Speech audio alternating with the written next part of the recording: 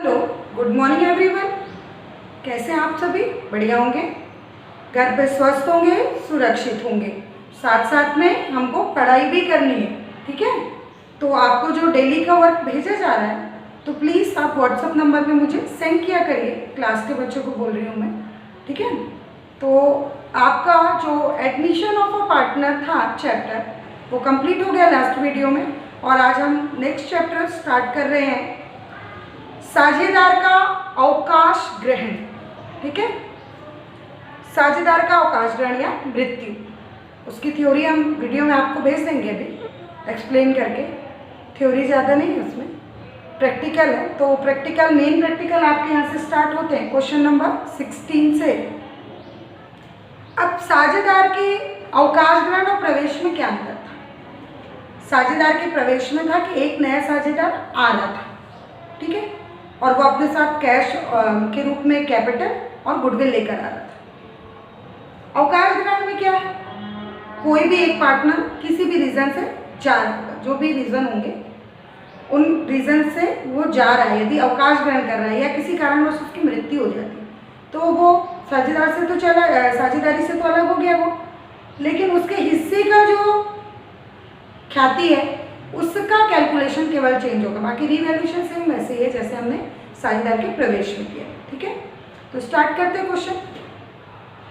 सचिन, सौरभ व सुनील एक फॉर्म में साझेदार हैं जो 3:2:1 के रेशो में लाभ हानि बांटते हैं। यानी सचिन, सौरभ और सुनील 3 साझेदार थे और उनका पुराना लाभ हानि अनुपात 3:2:1 में वो लाभ हानि बांटते थे। हमको बैलेंस शीट दी है, बैलेंस शीट के जस्ट नीचे दिया है, उक्त तिथि पर सुनील यानी लास्ट वाला जो पार्टनर है वो व्यापार से अवकाश ग्रहण करता है, ठीक है। अब हमको 3 एडजस्टमेंट दिए हैं, तीनों एडजस्टमेंट हमको करनी है। फर्स्ट एडजस्टमेंट दिए हमको 5% संदिग्ध ऋणार्थ प्रावधान किया जाए। संदिग्ध ऋणार्थ, प्रोविजन फॉर डाउटफुल डेट, किस पर निकलता है? डेबिटर पर निकलता है। तो डेबिटर हमारे 9,000 का 5%, तो कहाँ पर आएगा? BDR 2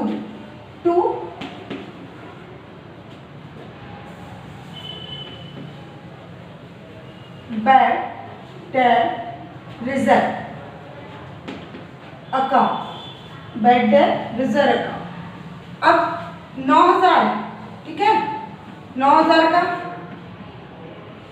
कितने प्रतिशत निकालना है? 5%, ठीक है। तो 5 ना 45, 450 bad debt reserve. Next adjustment है स्टॉक का 5% और मशीनरी पर 10% अवमूल्यन किया जाए। अब अवमूल्यन क्या होता है? अवमूल्यन संपत्ति के मूल्य में कमी होती है।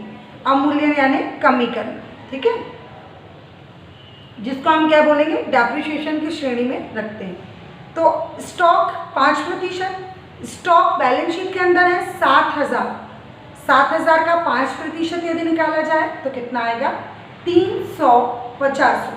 कमी तो 2 में, 2 स्टॉक अकाउंट 350, ठीक है।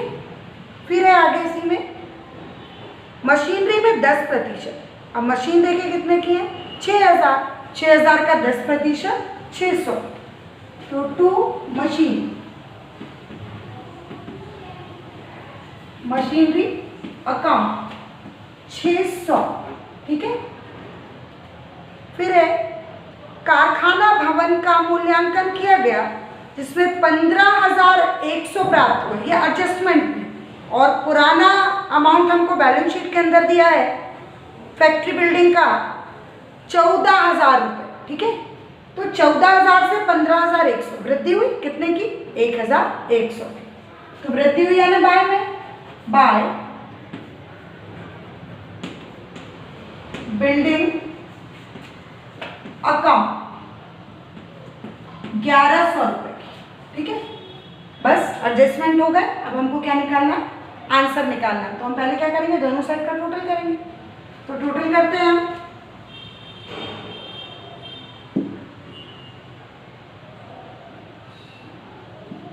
1400 रुपये हुए। यहाँ पर कितना हो गया? 1400। ठीक है, अब 1400 रुपये में से 1100 रुपये को हम क्या करेंगे? लेस कर देंगे। तो बाय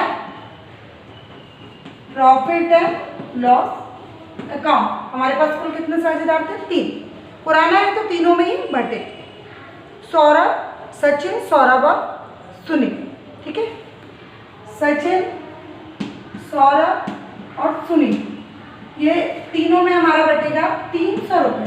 यदि 300 रुपये क्रेडिट में किए जाते हैं तो इधर का भी टोटल कितना आ जाता? 1400 रुपये। ठीक है, इस प्रकार से।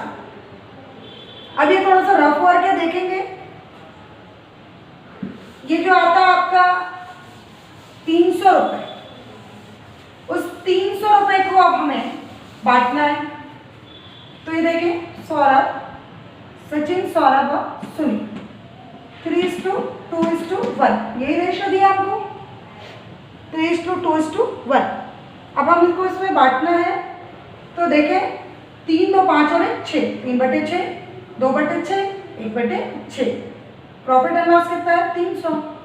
300 गुणे 3/6, 300 गुणे 2/6 और 300 गुणे 1/6। यदि बांटते हैं, 6 पंचे 30, 5 दिया 15, 6 पंचे 30, 5 दूनी 10, 6 पंचे 30, 5 एकम 5। ठीक है, 150, 100, 50, ये लिखा अपन ने, 150, 100, 50।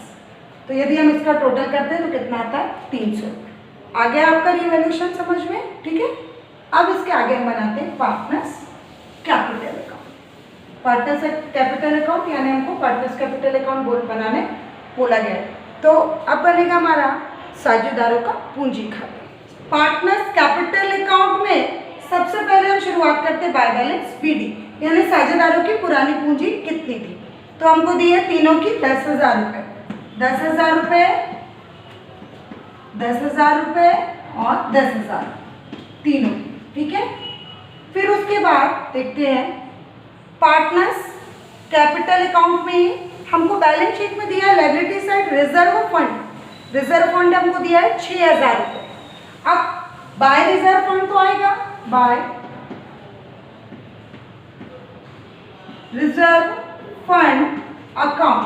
अब 6,000 को बांटना है तो ध्यान देंगे, देखेंगे 6,000 गुणे 3/6, 6,000 गुणे 2/6 और 6,000 गुणे 1/6। ठीक है, तो ये कट गया। ठीक है, तो कितना आया? 3,000, 2,000 और 1,000।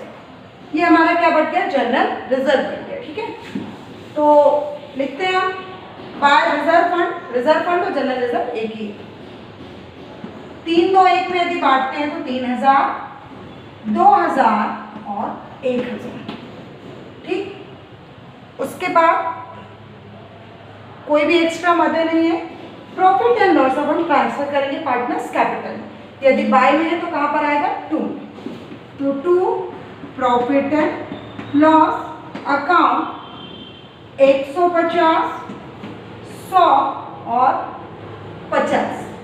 और फिर इसी के साथ हम क्या निकालेंगे? 2 बैलेंस CD और फिर हमारा हो जाएगा फाइनल टोटल। ठीक है, तो इस प्रकार से हम फाइनल टोटल भी लगा।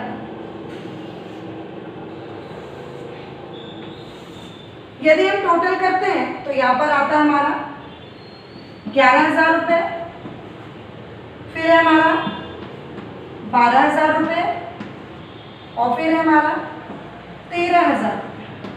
ठीक है, ये तो हमारे क्रेडिट का फाइनल टोटल आ गया है ना। अब हमको क्या निकालना है? इसका बैलेंस निकालेंगे। ठीक है, तो यदि हम 11,000 रुपये में से 50 रुपये लेस करते हैं तो कितना आएगा? 10,950 रुपये। यदि फाइनल टोटल करते हैं तो हमारा आएगा 11,000 रुपये।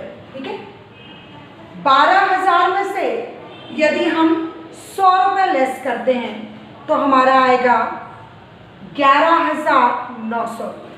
तो ये लिखा हमने 11,900 और कुल हो गया हमारा 12,000।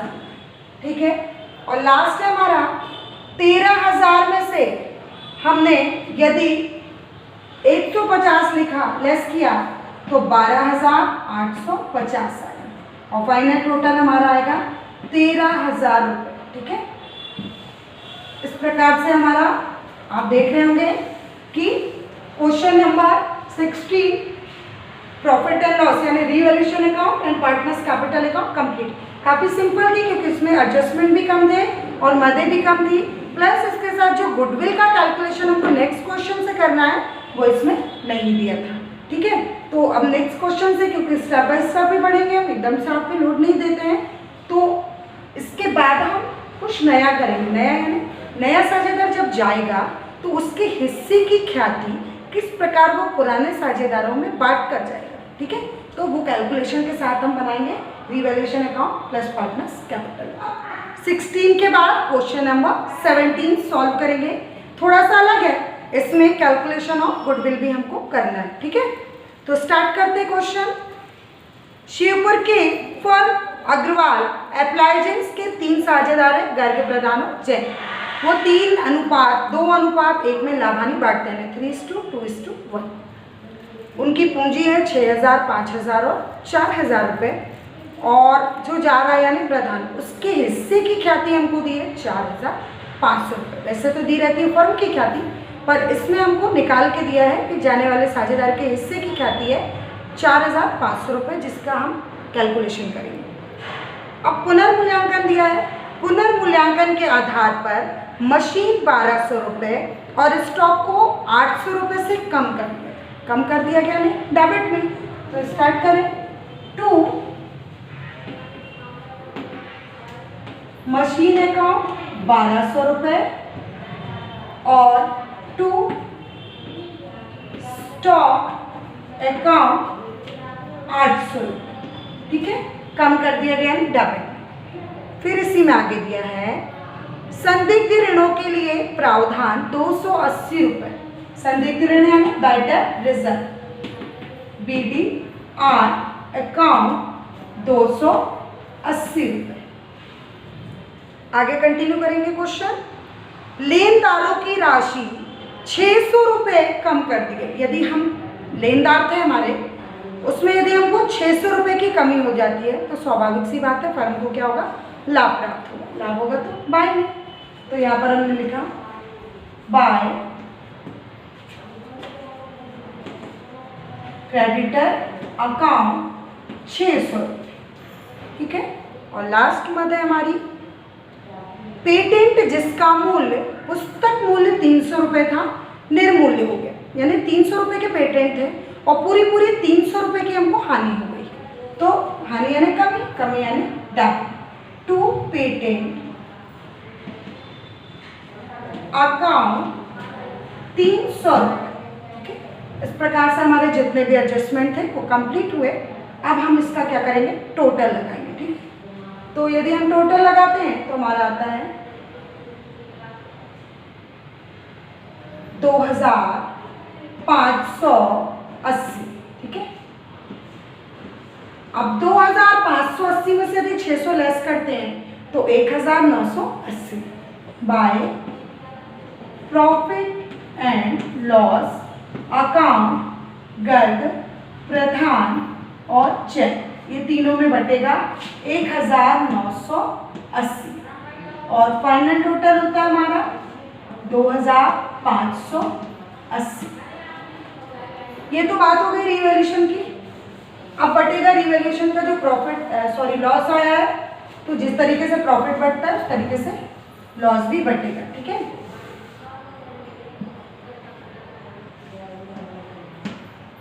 तो हम लॉस को भी बांटेंगे।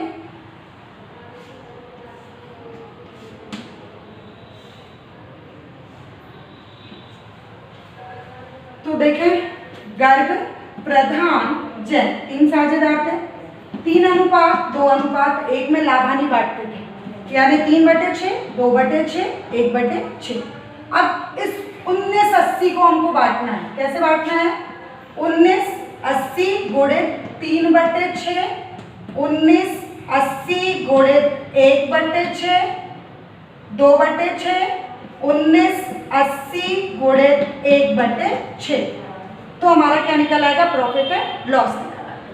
तो बांटते 3 एकम 3, 3 दूनी 6, 2 इनाम 18, 2 इनाम 18, 990, ये आ गया 990। ठीक है, 2 एकम 2, 2 3 6, तो 3 6 18, 3 6 18 0, 660, फिर 6 3 18, 6 3 18 और 0 यानी 330। तो यदि हम इसका योग करते हैं तो 1980 रुपये आता है।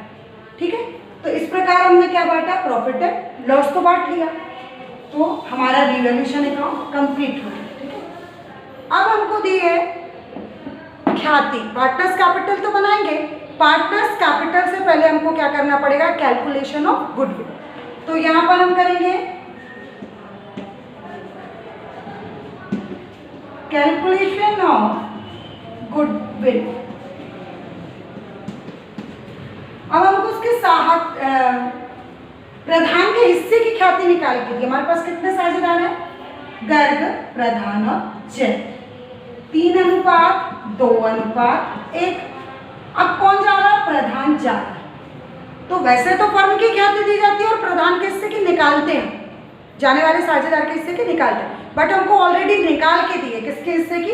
प्रधान की। तो प्रधान की ख्याति कितनी है? प्रधान की ख्याति दी है 4500।